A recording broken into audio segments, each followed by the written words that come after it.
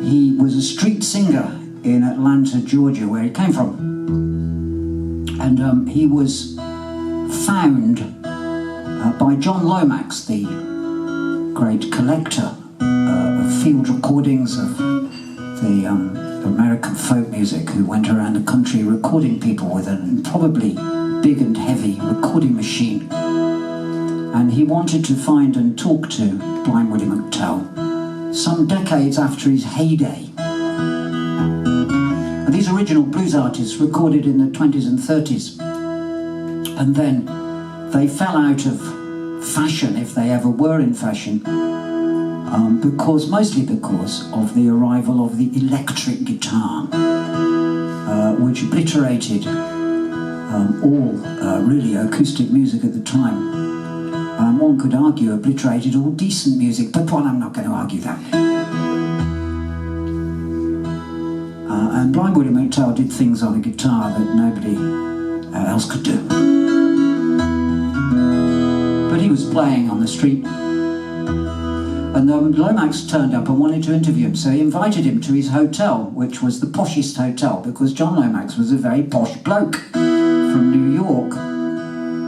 And he did a lot of good work, has to be said. But he always was a very different class of human being from the people that he so liked and interviewed, and whose music he preserved. And he and later on his son, Alan Lomax, with him, preserved and recorded so much of this music. Without them, I imagine it would not have been heard. It certainly would not have been heard by any white people. So he was a decent bloke, in my opinion, and he went and interviewed Blind Willie McTell in his hotel. And there's a recording of this interview. He recorded it. And basically, John Lomax wants Blind Willie McTell to tell him how tough his life has been because of racism. And this, of course, was true for so many people, of course, and a lot of blues music. The great unspoken in the background of blues music is the racial element, which they basically didn't put in the music, because if you put it in the music, you might get killed if anyone heard it. So if people wonder why old blues music isn't full of anti-racist messages, that's because it could get you killed. Blind Willie McTell, however, had had a perfectly decent life in his own estimation. And certainly, although he'd been quite poor, he had not been a victim of racism. In fact, he played for a lot of white people in their homes and got well paid for doing so. So he personally couldn't bring anything to the table on that subject. But John Lomax was absolutely determined that he would. So if you listen to this interview, it's quite moving in the way that the well-intentioned Lomax tries to get stories of bad treatment out of Blind Willie McTell, and very politely he refuses to give them because they wouldn't be true for him. And it struck me on hearing this again, how true this is for so many things in life today, which is that people really want something to be the way they want it to be, and they're quite resistant to the idea that it isn't, quite resistant to the idea that there are exceptions, that situations are not black and white, and that in fact we're not all children in which things have to be explained to us in words of one syllable. It is possible that there are complex issues out there. And when I was growing up, everyone knew that. And now it looks like no one does. So here's what I got from it. And this song is called Fancy Hotel. Tells a story. Blind Willie McTell and John Lomax.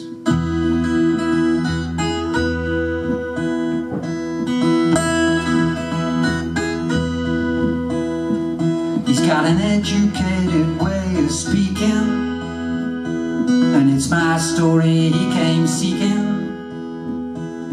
Put that bottle on the table, I'll talk as long as I am able. My story's not much interest to me, but I'll tell it to you for posterity.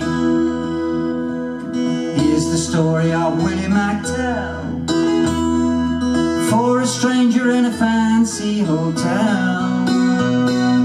Here's the story of Willie McTell, fancy hotel, in a fancy hotel.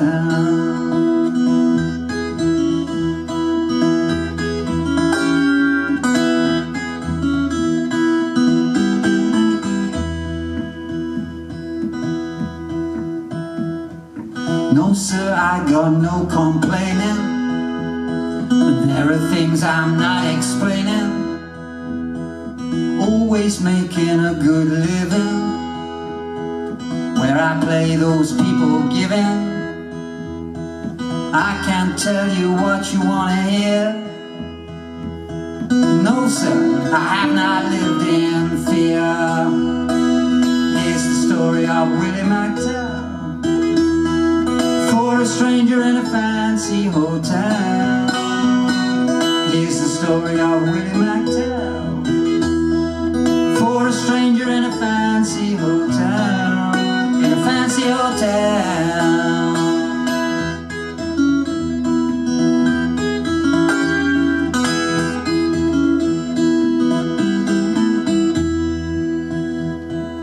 Got no tales of no plantation, and I don't go in for wordification. No taxi thanks, just dollar bills, and I'll make it home to Mechanicsville. Maybe I've been turning two blind eyes, but that life is black and white is one of those lies. Here's the story of Willie McTell, for a stranger in a fancy hotel.